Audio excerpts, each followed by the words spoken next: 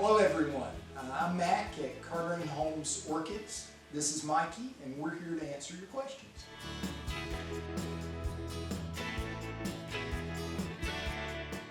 Carter and Holmes Orchids was founded in 1947 by my father Owen and his first cousin Bill Carter. They had grown up together as an extended family in the house next door to our offices where my wife and I live today. When my father was 5 years old, his father died, so he and his mother moved in with her sister Ola and a bunch of cousins in that house. Bill Carter was one of those cousins, so they grew up more like brothers than first cousins. When my father joined the Marine Corps for World War II and went to the Pacific, Bill moved home to be with the family.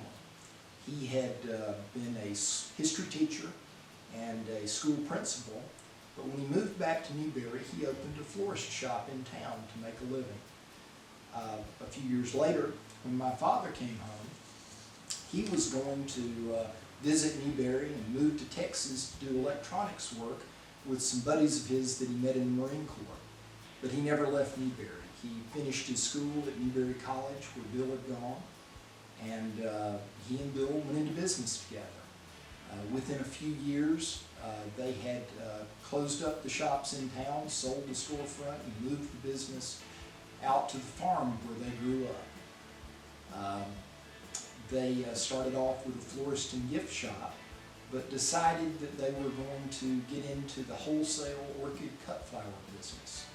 They knew how expensive orchid cut flowers were, and they thought they knew how to grow orchids because they had a few that they used for the cut flowers. So they put together what little money that they could, and they borrowed a lot more from a local bank. They bought an orchid, they bought a greenhouse range in New York State, had it disassembled, trucked to South Carolina, and reassembled, and that became the front range that people see when they come to visit us today. They used the rest of the money that they put together to buy orchid plants from an orchid nursery in Tennessee that was going out of business. And within a few years, they were well on their way to being one of the major orchid cut flower producers in the Southeast. They would ship orchid blooms by bus to florists and wholesale florists for Mother's Day, Easter, Valentine's, weddings, back when corsages were a lot more popular than they are today. Over time, the demand for cut flowers dropped, and as it did, my father and Bill sold more and more of the plants themselves. They'd always sold some house plants that they propagated themselves or brought up from South Florida.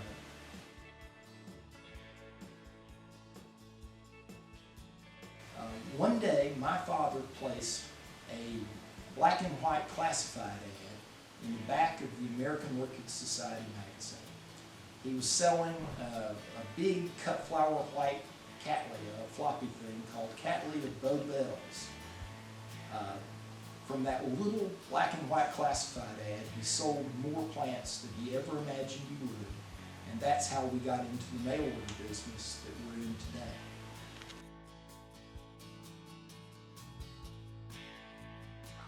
Orchids grow wild all over the planet except for the polar regions.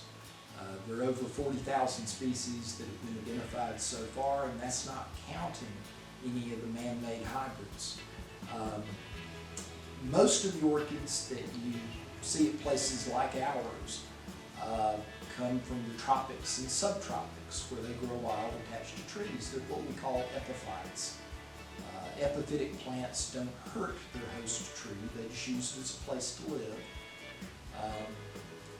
The plants from these areas make better house plants for us than our native orchids do. They do better growing in a sunny window, in a home that's comfortable for you and me.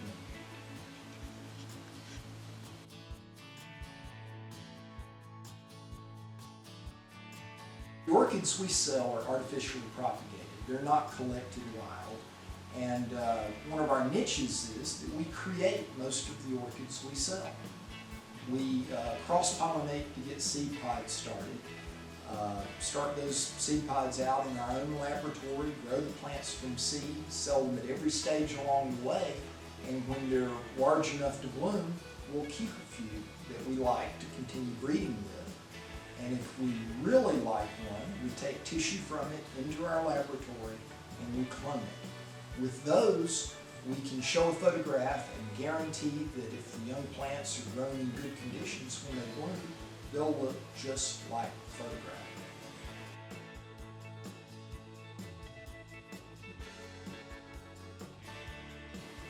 When we started in the mail order business, we were selling from advertisements and listings, eventually catalogs and color catalogs.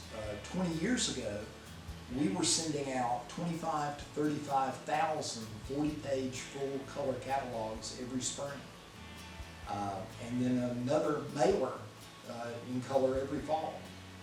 So even 10 years ago, we were still doing 4 mailers a year, but they were the smaller Slim Jim type that's less expensive to print and mail. We were spending lots of money printing and mailing out these catalogs, and we realized that most of our orders were coming in over the internet. So we stopped printing paper catalogs, started collecting our customers' email addresses and asking their permission to send them at least one email each week. Today we have over 12,000 customers that allow us to send them emails each week, and that's how we do most of our marketing.